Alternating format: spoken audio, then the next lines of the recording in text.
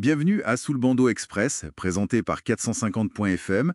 Aujourd'hui, on plonge dans une initiative assez particulière, en s'appuyant sur des articles de 450.fm et puis aussi du Grand Orient de Suisse. Il s'agit d'une conférence maçonnique publique, chose rare, sur le conflit en République démocratique du Congo. Un drame majeur, mais dont on parle peu finalement. Très peu, oui. L'idée, c'est de comprendre pourquoi des francs-maçons ont fait ça, qu'est-ce qui a été dit, et puis les implications plus larges, quoi.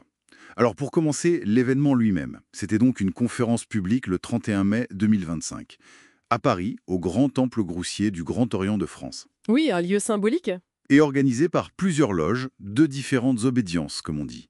Le GODF, la GLMF, le GOCB, l'EDH. Voilà, une démarche interobéditiante, avec le Grand Orient de Suisse comme invité spécial. Et là où ça devient vraiment intéressant, c'est justement ça.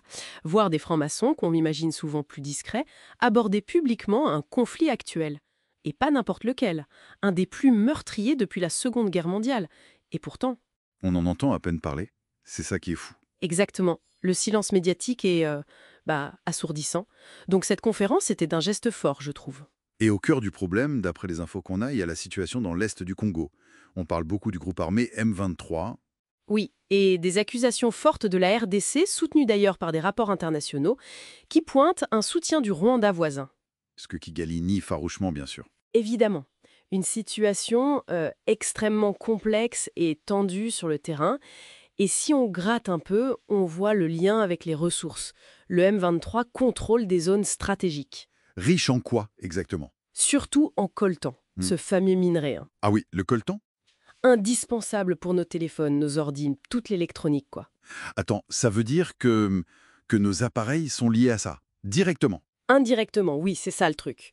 Le paradoxe, c'est que beaucoup de ce coltan, extrait dans des conditions, on imagine souvent terribles, il est exporté illégalement. Et souvent, ça passe par le Rwanda. Ah d'accord. Du coup, le Rwanda devient un gros exportateur de coltan, alors qu'il n'a quasiment pas de mine chez lui. C'est incroyable ça. Ça pose d'énormes questions sur la traçabilité, vous voyez? Nos chaînes d'approvisionnement mondiales. Qui sait vraiment d'où vient le coltan dans son smartphone? Personne ou presque. Et forcément, ça déborde sur le plan international. Les États-Unis, par exemple, ils ont essayé de jouer les médiateurs entre Kinshasa et Kigali. Oui, il y a eu des tentatives de négociation, avec cette idée de lier un accord politique à un partenariat économique. Autour des minerais, justement. Une sorte de paix par le business, si on veut. C'est ça. Mais ça semble très très fragile comme approche. Et pendant ce temps-là, les violations des droits humains continuent. Amnesty International, d'autres ONG les documentent. C'est terrible. Et l'Europe dans tout ça? L'UE est critiquée, oui, pour ses accords d'importation de minerais avec le Rwanda. Certains accusent l'Europe de fermer un peu les yeux sur l'origine réelle de ces ressources. Compliqué. Très. Et ça interroge aussi sur le silence ou la prudence de certains pays, comme la France. Peut-être à cause des relations post-génocide avec le Rwanda, la géopolitique africaine.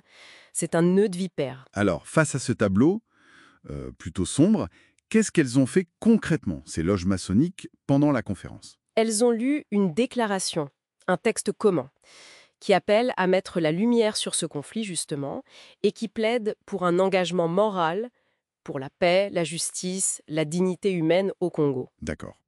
Une prise de position claire. Oui, mais attention, il faut préciser. Cette déclaration, elle engage les loges qui l'ont signée, mais pas officiellement l'ensemble de leurs obédiences. C'est une nuance importante dans le monde maçonnique. Mais le message a quand même été entendu, non? Le Grand Orient de Suisse était là. Tout à fait. Le grand maître suisse Christophe Ravel était présent. Il a dit partager l'esprit de cette démarche. Il a souligné que son obédience voulait soutenir les initiatives pour la paix, pour le dialogue. Il a même évoqué la position neutre de la Suisse comme un atout potentiel. Un engagement notable, donc. Oui, c'est un signal. Encourager la recherche de solutions durables, c'est leur objectif affiché. Bon, alors si on essaie de résumer, qu'est-ce qu'on retient de tout ça? Il y a cet appel fort à la prise de conscience, lancé par cette conférence. L'idée que le téléphone qu'on a dans la poche Mhm, peut contenir une part de cette tragédie, invisible mais réelle. c'est ça. Une invitation à ne plus ignorer cette réalité, que l'on soit maçon ou pas d'ailleurs, juste citoyen, et réfléchir à comment agir pour que les ressources naturelles ne soient plus une malédiction. Exactement. Et ça ouvre sur une réflexion peut-être plus large, une pensée pour aller plus loin.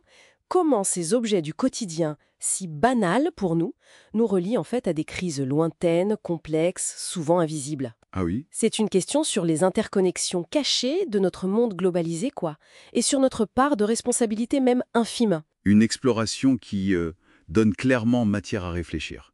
Pour poursuivre la discussion et soutenir notre travail, n'hésitez pas à rejoindre notre groupe Patreon sur patreon.com/sous le bandeau.